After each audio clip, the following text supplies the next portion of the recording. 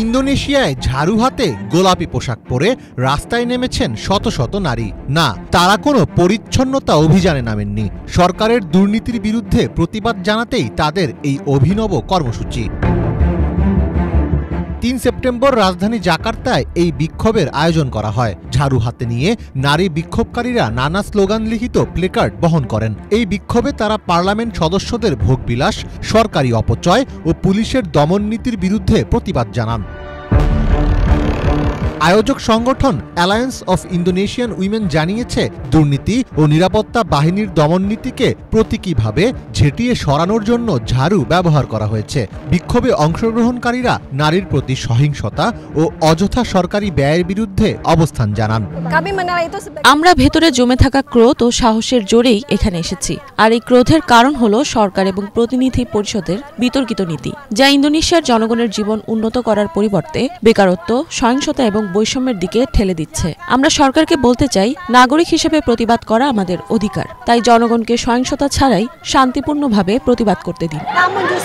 এদিকে পূর্ব ঘোষণা অনুযায়ী জাকার্তায় পার্লামেন্ট ভবনের সামনে বিক্ষোভ করেছেন শিক্ষার্থীরা। 10টি ছাত্র সংগঠন পার্লামেন্ট সদস্যদের সঙ্গে বৈঠক করে পুলিশের সহিংসতা নিয়ে স্বাধীন তদন্তের দাবি জানিয়েছে। ইতিমধ্যে দুর্নীতির মামলায় দেশটির সাবেক শিক্ষামন্ত্রী এবং রাইট শেয়ারিং প্রতিষ্ঠান গোজেকের সহপ্রতিষ্ঠাতা নাদিয়েম মাকারিমকে আটক করেছে দেশটির তদন্তকারী সংস্থা। এছাড়া অপেশাদার আচরণের অভিযোগে এক কর্মকর্তাকে বরখাস্ত করেছে ইন্দোনেশিয়া পুলিশের অভ্যন্তরীণ কমিশন। দেশজুড়ে উত্তপ্ত পরিস্থিতি বিরাজ করায় প্রথমে নির্ধারিত চীন সফর বাতিল করেছিলেন ইন্দোনেশিয়ার প্রেসিডেন্ট প্রাবো সুবিয়ান্তো। তবে বুধবার চীনের সামরিক কুচকাওয়াজে যোগ দিতে দেশ ছাড়েন তিনি। প্রেসিডেন্টের কার্যালয় জানায়, ইন্দোনেশিয়ার পরিস্থিতি স্বাভাবিক হওয়ার ইঙ্গিত পাওয়ায় তিনি সফরে যাওয়ার সিদ্ধান্ত নেন। গত কয়েক দশকের মধ্যে সবচেয়ে সহিংস বিক্ষোভের সাক্ষী হচ্ছে ইন্দোনেশিয়া।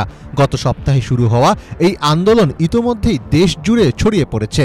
পুলিশের গাড়ির ধাক্কায় একজন ডেলিভারি চালক নিহত হলে ক্ষোভ আরও বেড়ে যায় এবং আন্দোলন সহিংস রূপ নেয়। বিভিন্ন প্রাদেশিক সংসদে অগ্নিসংযোগ ছাড়াও সংসদ সদস্যদের বাড়িতে হামলা ও লুটপাটের ঘটনা ঘটেছে। দেশটির জাতীয় মানবাধিকার কমিশন জানিয়েছে, তারা পুলিশের আচরণ তদন্ত করছে। জাতিসংঘের মানবাধিকার দফতরও অতিরিক্ত বল প্রয়োগের ঘটনা নিরপেক্ষভাবে তদন্ত করার আহ্বান জানিয়েছে। চলমান সহিংসতায় এখন পর্যন্ত 8 জনের মৃত্যু হয়েছে।